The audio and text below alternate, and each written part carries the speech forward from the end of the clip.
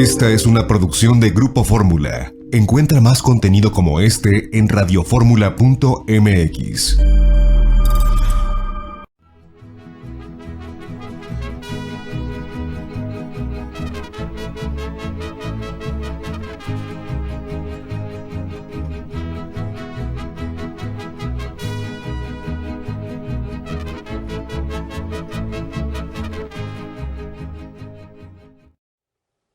Amigas y amigos, muy buenas tardes tengan todos ustedes. Los saluda con el afecto de siempre José Manuel Villalpando y bienvenidos sean ustedes a este su programa La Historia que Quiero Vivir, que estamos transmitiendo, como ya bien lo saben, a través de los micrófonos y frecuencias de Radio Fórmula, bien sea en el 103.3 de FM, en el 970 de AM, ambas emisoras aquí en la capital de la República, pero que también es un programa que llega a muchísimas ciudades del interior de nuestra patria y alcanza hasta los Estados Unidos de América, Puerto Rico, Canadá y eso sí, a todo el territorio nacional y a todo el mundo donde existe Internet, gracias a la página www.radioformula.com.mx, que es muy fácil de sintonizar.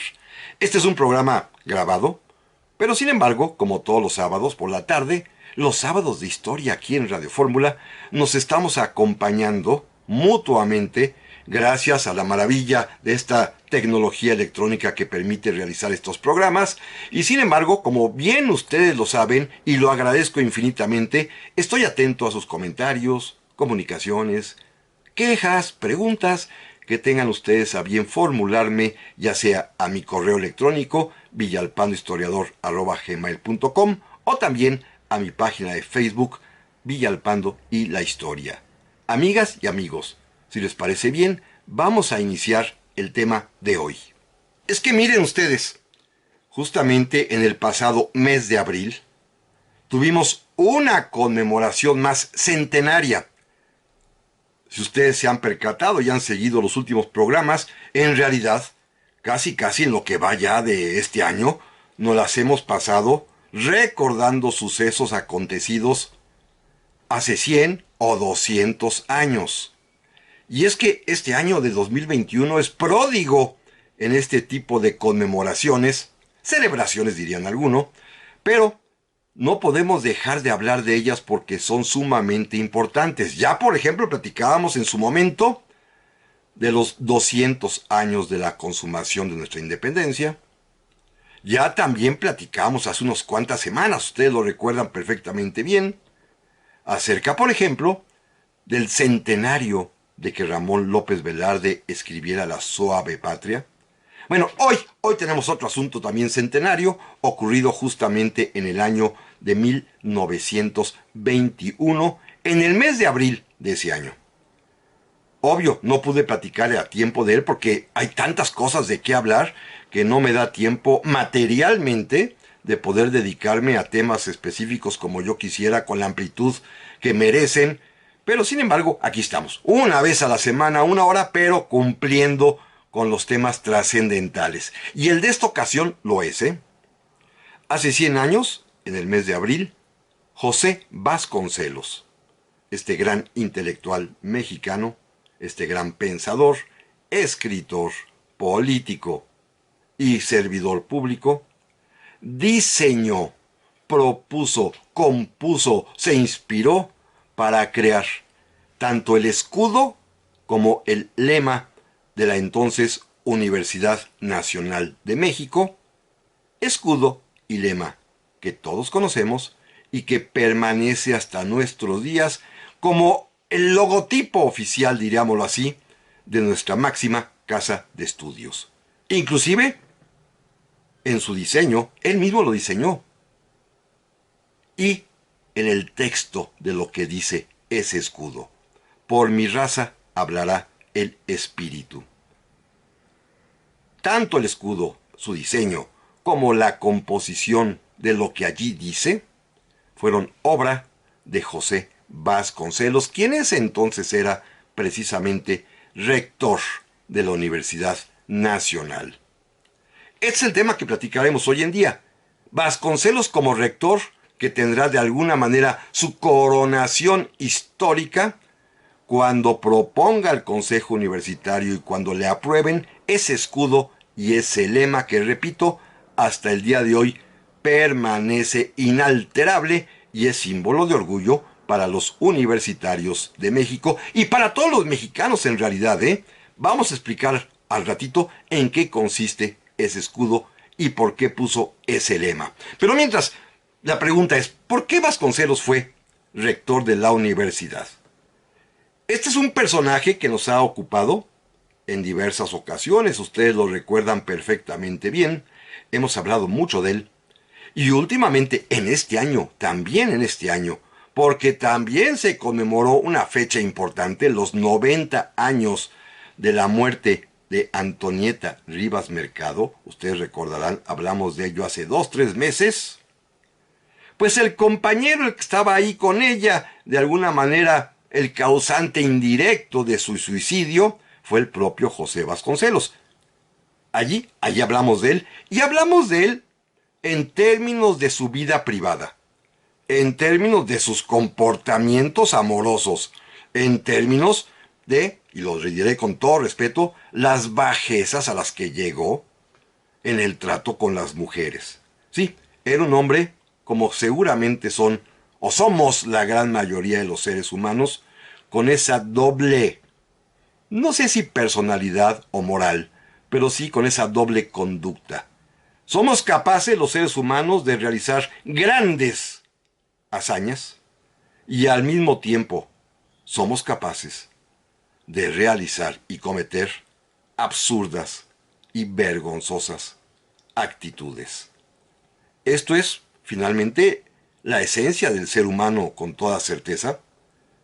Nadie es perfectamente bueno, nadie es absolutamente malo, y José Vasconcelos se inscribe dentro de esta manera de ser tan común en la humanidad.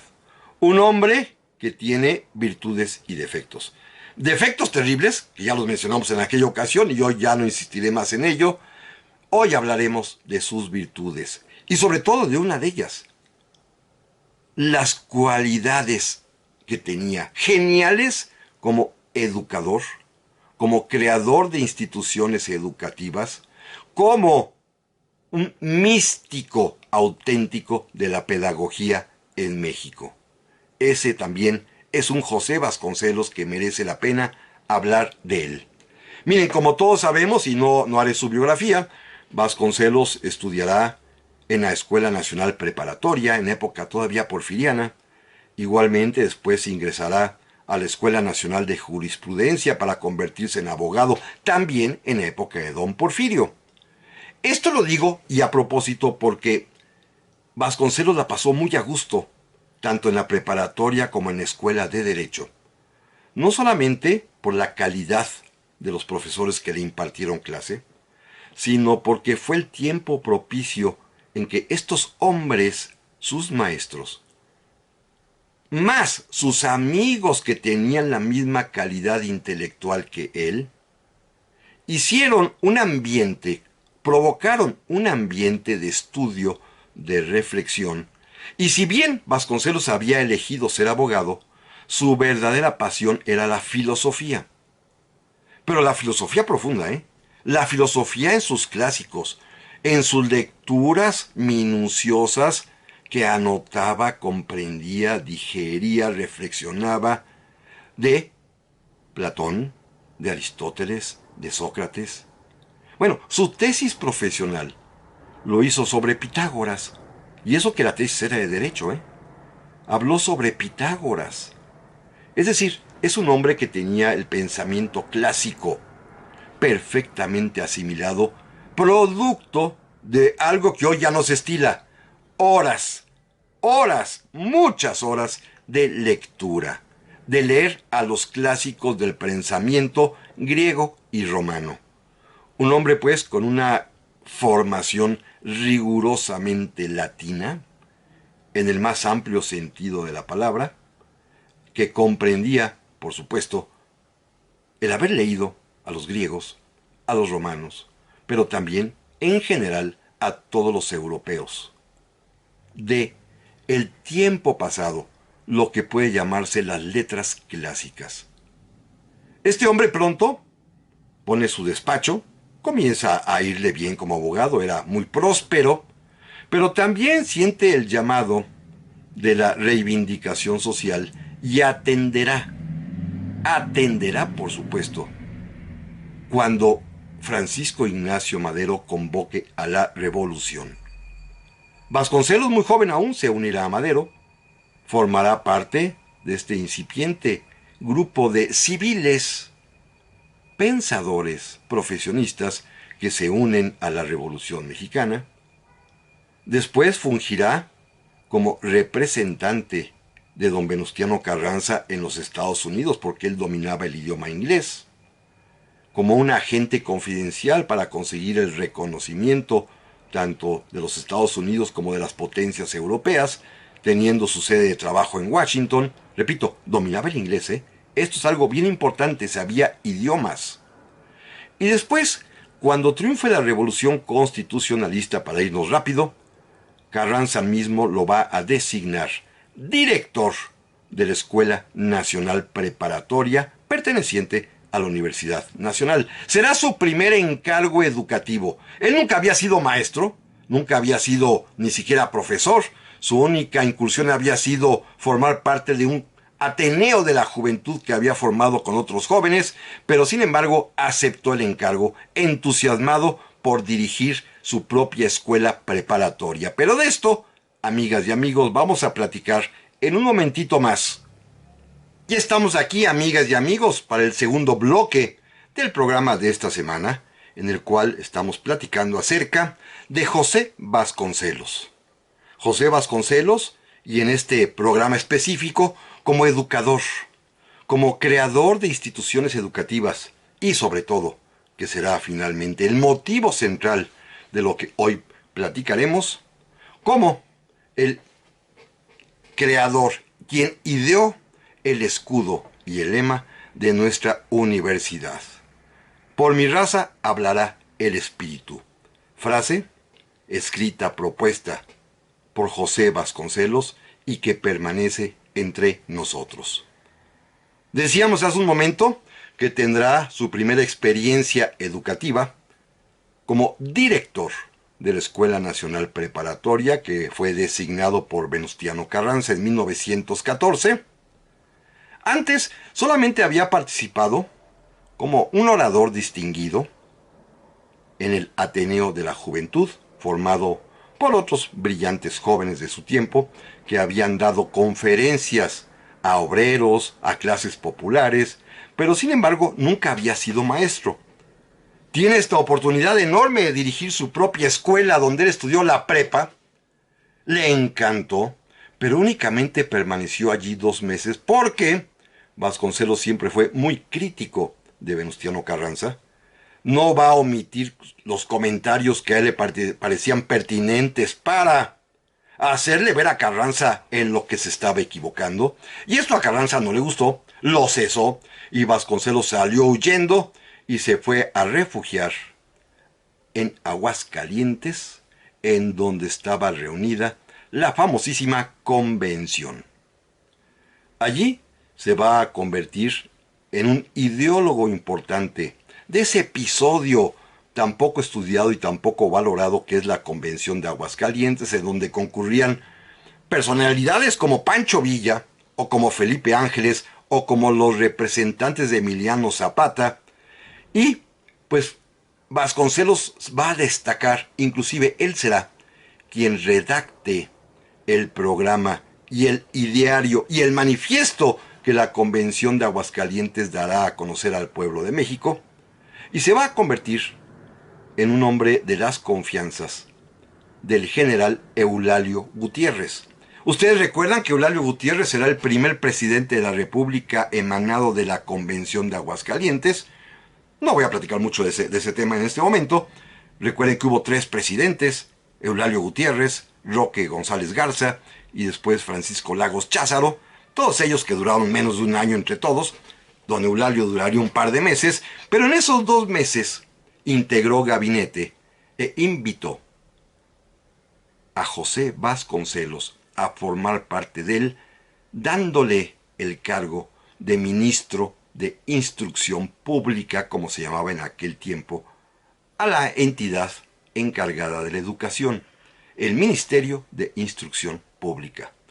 Claro, la convención no tenía ni escuelas que atender, pero a Vasconcelos le entusiasmó porque se puso a estudiar en esos 2 meses cuáles eran las funciones, las atribuciones, las facultades que tenía, según la ley de ese tiempo, todavía una ley porfiriana, el Ministerio de Instrucción Pública, y estaba convencidísimo. Claro, la convención fue derrotada y Vasconcelos tuvo que huir y salir al destierro. Se irá 5 años desterrado y vivirá en los Estados Unidos de América. Vivía allá en el destierro de dar conferencias, era magnífico. Se dedicó también a estudiar y a escribir muchísimos libros. Recuerden que es un autor prolífico en materia de filosofía, por ejemplo, o en materia de estética, que también era otra de sus pasiones. Pero además, empleó esos 5 años en estudiar algo que él no sabía, pero que se metió a fondo para conocerla, para apreciarla, para poder, era su sueño, un día aplicarla en México. Es la primera persona mexicana que se dedica a estudiar concienzudamente pedagogía, es decir, la ciencia de la enseñanza.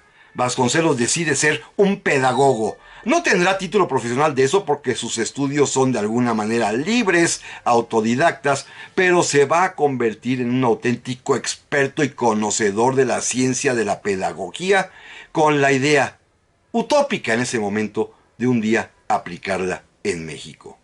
Es un pedagogo de alguna manera hecho a sí mismo, porque se dedicó allá en los Estados Unidos, donde sí había muchos avances pedagógicos, a estudiar los textos de los grandes maestros de la humanidad, de los maestros que habían reflexionado sobre el hecho de enseñar, sobre cómo enseñar, sobre cómo organizar escuelas, cómo crear escuelas, cómo dirigir escuelas. Esto es lo que José Vasconcelos, de manera libre, espontánea, autodidacta, se va a dedicar a leer, a reflexionar, a concebir sus ideas, simplemente para matar el tiempo, No tenía pensado nada más en ese momento más que algún día poder regresar a México, lo cual se consigue precisamente cuando muere Venustiano Carranza, arteramente asesinado, como lo sabemos, en Tlaxcala-Altongo, pero esto va a permitir el retorno de todas aquellas personas que estaban en el exilio y que habían huido del país justamente por temor a Carranza, que, por lo que cuenta Vasconcelos, era bastante terrorífico. Regresó Vasconcelos de la mano de varios amigos, de la mano en el sentido amistoso, fraterno, que le abrieron las puertas, que le dijeron que regresara y que tenían además un claro conocimiento de lo valioso que era este hombre, que nunca había probado en realidad un puesto público de importancia. Ese ministerio en la convención pues era un poquito, pues digámoslo así, simplón, no tuvo mayor efecto. El haber sido director de la prepa 2 meses tampoco le daba gran currículum, pero sin embargo sus amigos sí lo consideraban como un intelectual de a de veras, que seguramente sería de gran utilidad para el gobierno nuevo que emanaría a partir de la muerte de Carranza. Ahora es cuando comienzan a llamarse la revolución hecha gobierno. El presidente inmediato, el que sucede a Carranza, que todos conocemos, Adolfo de la Huerta, por intermedio de un amigo común, Miguel Alesio Robles, amigo de la Huerta, amigo de Vasconcelos y muy amigo también de Álvaro Obregón, es quien acerca a Vasconcelos primero de la Huerta y luego al propio don Álvaro Obregón. Vasconcelos al principio estaba reticente. Él quería regresar a México para abrir nuevamente su despacho de abogado, para trabajar en el ejercicio libre de su profesión, pero al ver que tanto de la Huerta como Obregón estaban interesadísimos en lo que había estudiado de manera libre, la pedagogía, la ciencia de la enseñanza, y como Vasconcelos al parecer no hablaba de otra cosa con todo mundo, a todo mundo le platicaba lo que sabía de ciencia de la educación, pues que los convence, sin pedirles nada, a grado tal que el propio de la Huerta, por supuesto con la venia de Obregón, le ofrece el cargo educativo más alto en el país, que en ese momento es el de rector de la Universidad Nacional. Digo que en ese momento es el cargo más alto del país porque, fíjense, Carranza, quizás una de las razones por las cuales Vasconcelos lo despreciaba, Carranza, a partir de 1917, desapareció, destruyó el Ministerio de Instrucción Pública, lo borró de las leyes y le confió a la Universidad Nacional la dirección de la enseñanza primaria y secundaria en el Distrito Federal. Es decir, solamente dejó la universidad don Venustiano Carranza y a la universidad le encargó, le encimó la dirección de las escuelas primarias y secundarias y de la normal. Así que, según la ley de ese momento, desaparecido el Ministerio de Instrucción Pública, repito, la más alta autoridad educativa del país era el rector de la Universidad Nacional. Me anticipo, aún no es autónoma, apenas se llama Universidad Nacional. Así se llama desde 1910, cuando la refunda don Justo Sierra en la época de don Porfirio, y solamente alcanzará la autonomía hasta el año de 1929. Todavía falta. Ahorita, en 1921, cuando Vasconcelos será designado rector de esa Universidad Nacional, es simplemente así se llama. Universidad Nacional de México, todavía, insisto, no es autónoma.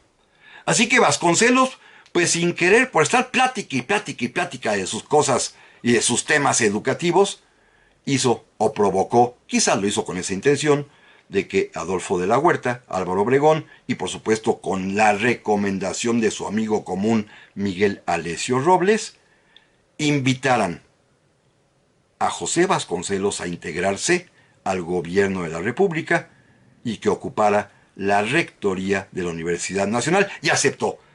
Salió corriendo del despacho del presidente Adolfo de la Huerta con su nombramiento en la mano, pasó a ver a un amigo suyo que había sido su maestro, el famosísimo y gran filósofo mexicano Antonio Caso, y sin decirle nada le dijo: acompáñeme, maestro, a la universidad. Y Caso: pero de ahí vengo ahorita, usted vuelva conmigo. Fue, se metió a la universidad, tocó la puerta del rector, claro, por supuesto pasó los trámites, y al propio rector, que era don Balbino Dávalos, le mostró el oficio por el cual el presidente de la Huerta lo designaba rector.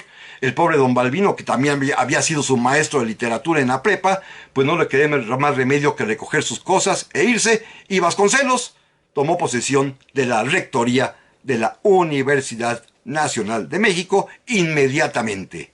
Pero de esto, amigas y amigos, vamos a platicar en un momentito más. Ya estamos aquí, amigas y amigos, para el tercer bloque del programa de esta semana, que estamos dedicando a José Vasconcelos como rector de la Universidad Nacional de México y como autor de su escudo y de su lema. Del lema: por mi raza hablará el espíritu.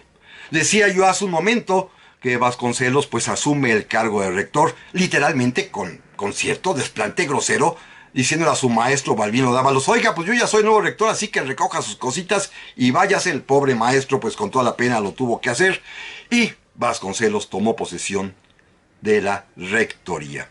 Nombró inmediatamente a algunos colaboradores. Uno de ellos, muy importante para esta historia, lo será el gran poeta tabasqueño Carlos Pellicer, quien va a ser una especie de ayudante personal de Vasconcelos, don Carlos Pellicer en ese momento, muy joven todavía, y va a nombrar como secretario particular a Jaime Torres Bodet, de quien hemos hablado también bastante y donde aprendió el quehacer educativo, junto con Vasconcelos.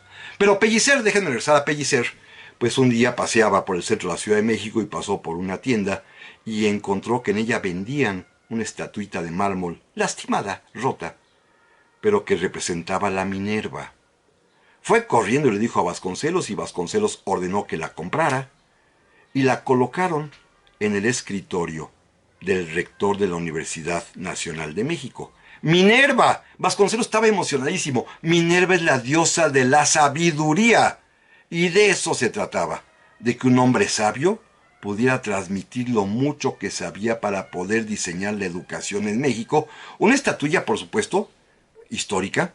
Fíjense, hablan de ella el propio Vasconcelos en sus memorias, que se las recomiendo. En este caso, todas sus andanzas educativas las ha platicado en sus libros autobiográficos que se llaman La tormenta y el desastre.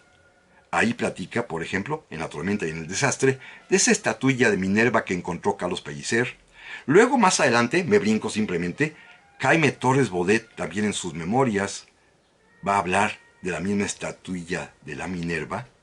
Y esa estatuilla de Minerva, espero, se conservó durante mucho tiempo. Yo la alcancé a ver hace algunos años, siempre en el escritorio del titular de la Secretaría de Educación Pública. Espero que todavía esté allí.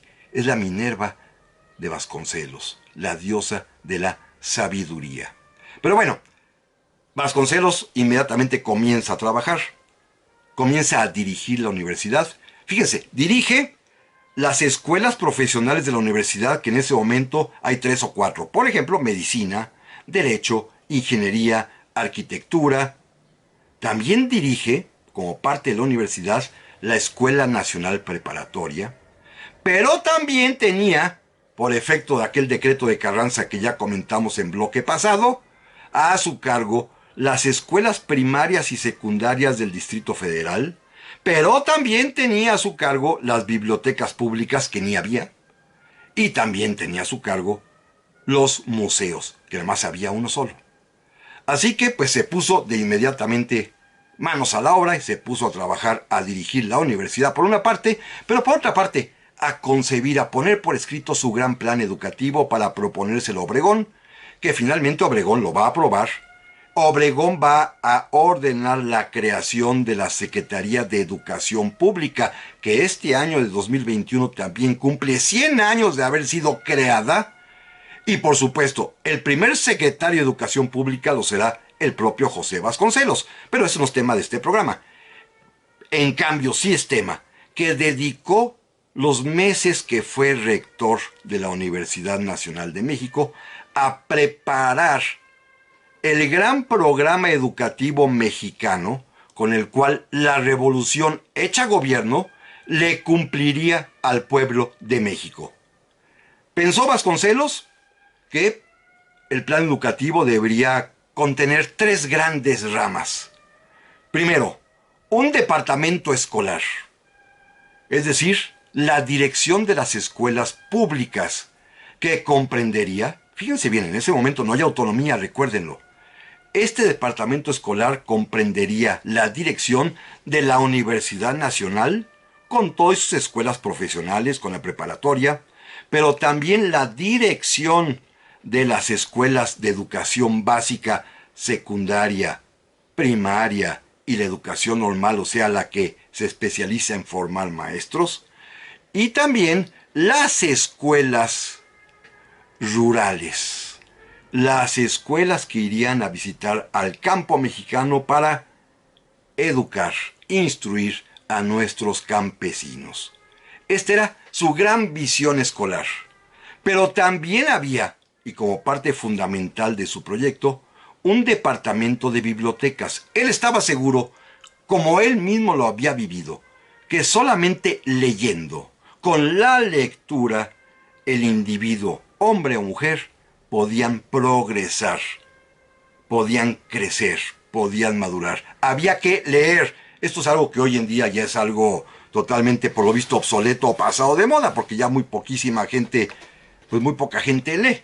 Pero bueno, yo sé que ustedes, los que sí me escuchan, sí leen. Y tercero, también habría un departamento de bellas artes que se encargaría por una parte de los museos, pero también por otra parte de formar el gusto estético para la pintura, para la música, para la danza en los mexicanos. Esta era su gran concepción educativa. Claro, tenía que enfrentar graves problemas. Uno de ellos era la falta de dinero. La educación en México en aquel tiempo estaba relegada a lo último del presupuesto y, como bien decía Vasconcelos, costaba más movilizar 4 o 5 días al ejército que construir 10 escuelas. Es decir, el gobierno gastaba dinero en muchísimas otras cosas, pero destinaba muy poco a la escuela. Pero sin embargo, tanto el presidente de la Huerta como el presidente Álvaro Obregón lo apoyaron y le dieron dinero, ¿eh? Esto sí fue sorprendente. Fue un reto mayúsculo, pero los convenció y le soltaron el dinero. Y comenzó a construir.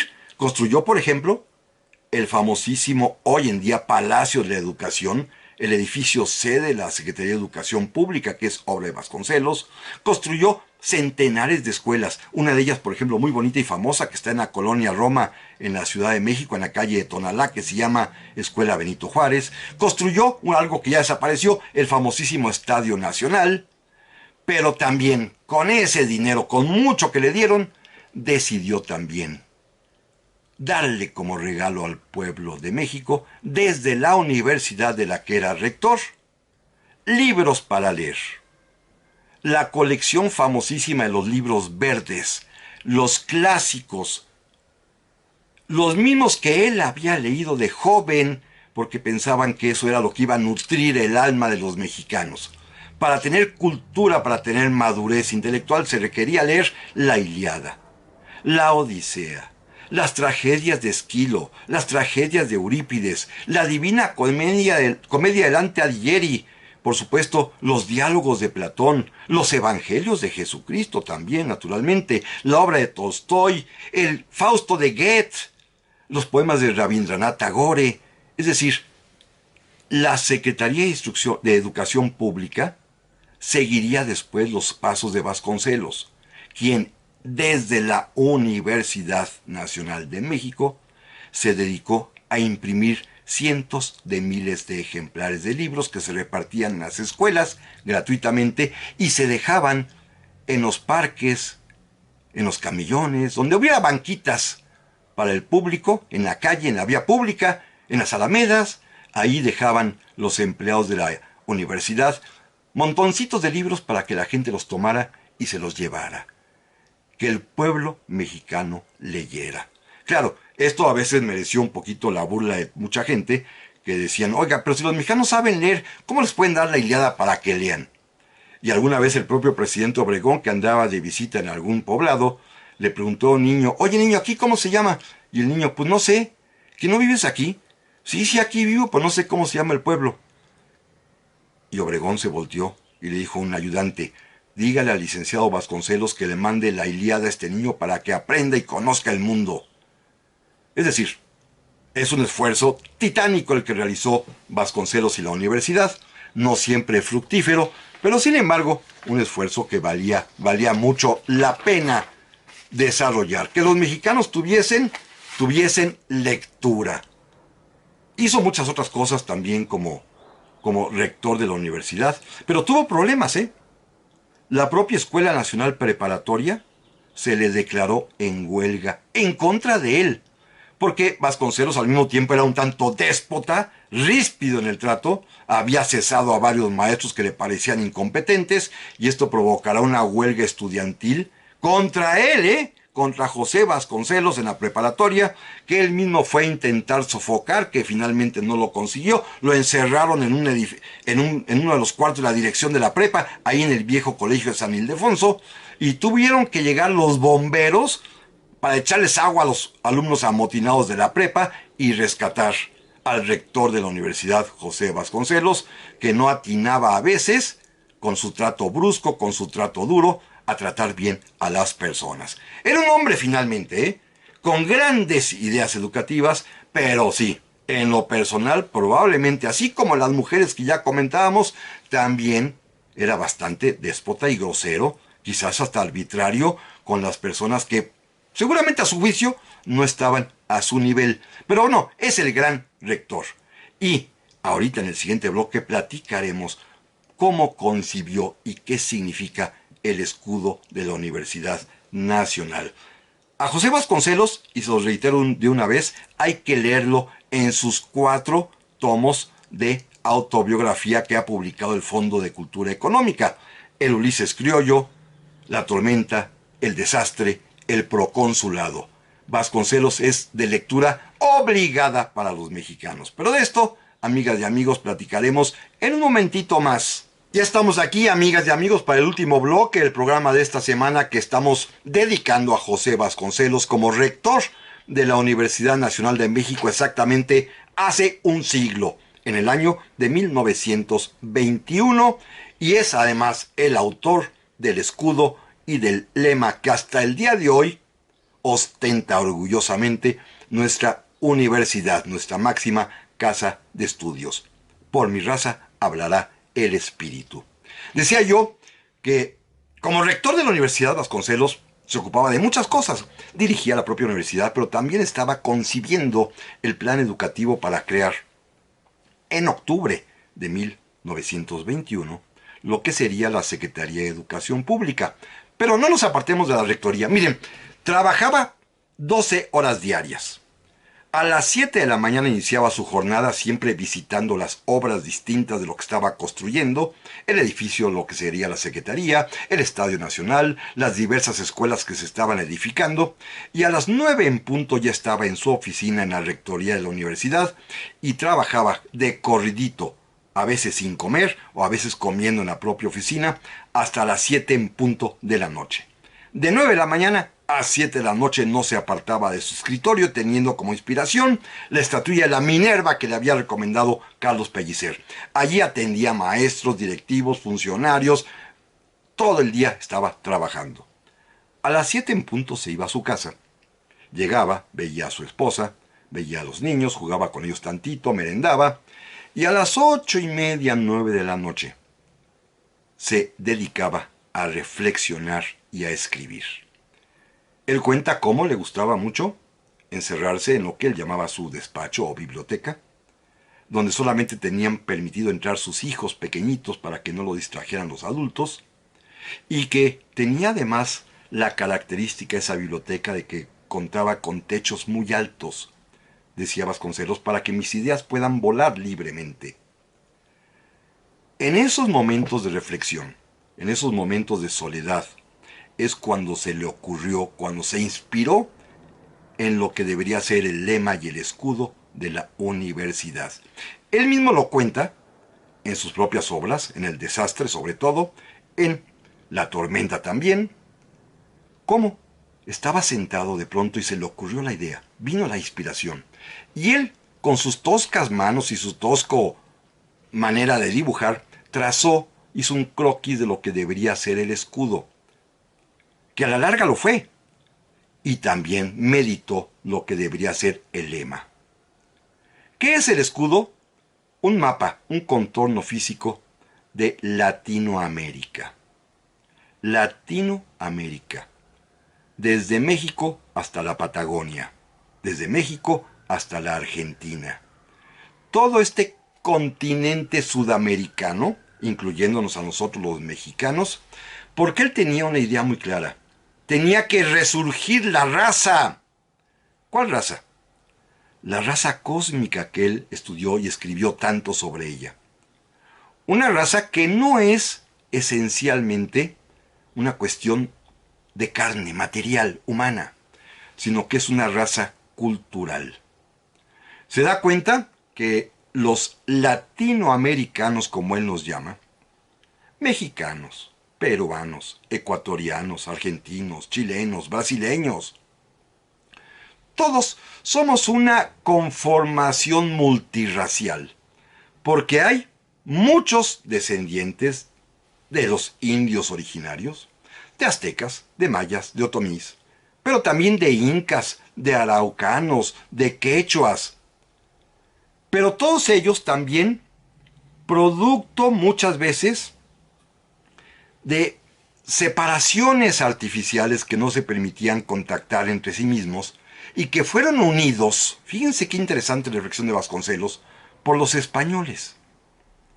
Los españoles serán el vínculo de unidad entre todas las diversas naciones o etnias originarias. Se va a formar la raza mestiza. Y se va a enriquecer con la presencia de la raza negra. Todo eso es desde el punto de vista de la carne, como dice él, de lo humano. Pero en realidad la raza cósmica es la conjunción en ese pueblo nuevo mestizo de las ideas que hemos abrevado que vienen de nuestras culturas originarias americanas. Las ideas aztecas, mayas, quechuas, incas, araucanas, combinadas, fíjense qué interesante, con lo que nos trajeron los españoles. ¿Qué nos trajeron? Nos trajeron muchas cosas. Primero, la filosofía griega. Segundo, la religiosidad judía. Tercero, la moral católica. Cuarto, el derecho romano. Y todavía quinto, el espíritu europeo de la libertad, de la enciclopedia y la ilustración francesa y la revolución. Teníamos pues nutrientes enormes culturales que combinados todos son la raza cósmica, y por eso esa raza cósmica, que es la raza latinoamericana que incluye a las personas que habitamos desde México hasta la Argentina, deberíamos resurgir. No pensar en las patrias pequeñas, no pensar en que soy mexicano, argentino, ecuatoriano, paraguayo. Pensar en que somos todos latinoamericanos porque nos une, a la gran mayoría, un mismo idioma que es el español. Hay también el portugués, por supuesto, pero sobre todo nos une a todos una idea común de cultura basada en la religión católica, pero también alimentada con los ingredientes revolucionarios ilustrados de la libertad. Esa es la raza cósmica y por eso pide que resurja. Y por eso, América Latina está representada en el escudo de la universidad con un mapa, al cual abrazan dos cabezas de aves rapaces. El águila mexicana, que es la parte norte del continente, y el cóndor sudamericano, esta ave que vive en la cordillera de los Andes, que se prolonga desde el Ecuador hasta la Argentina y hasta Chile, y que es de alguna manera el símbolo, desde el punto de vista de las aves, de lo que es América del Sur. El águila y el cóndor abrazando a Latinoamérica. Y luego el lema: por mi raza hablará el espíritu. La raza es esta raza cósmica. ¿Cuál es el espíritu? Él lo va a explicar años después en un librito muy bonito que publicó cuando ya faltaba poco para que muriera. Un libro que se llama En el ocaso de mi vida, que les recomiendo, y es el que puse de portada ahí en el Facebook. En este libro dedico un capitulito a explicar los motivos del escudo. En esa raza cósmica que somos nosotros, habla el espíritu. ¿Cuál espíritu?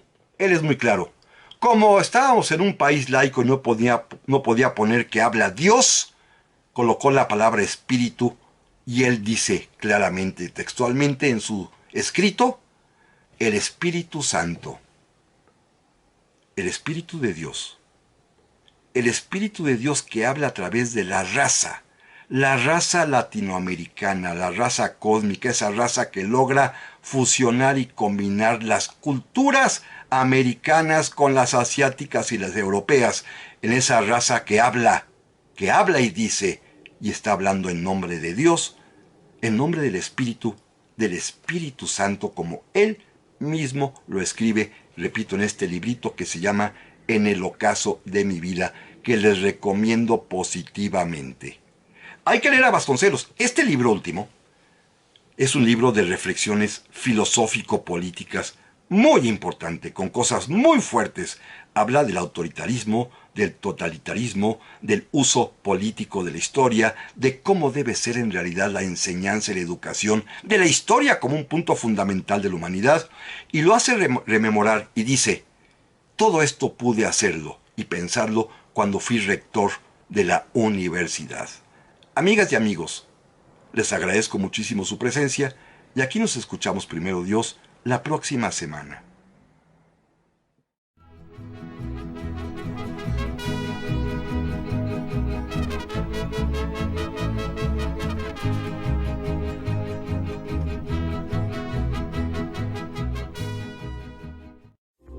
Esta fue una producción de Grupo Fórmula. Encuentra más contenido como este en radioformula.mx.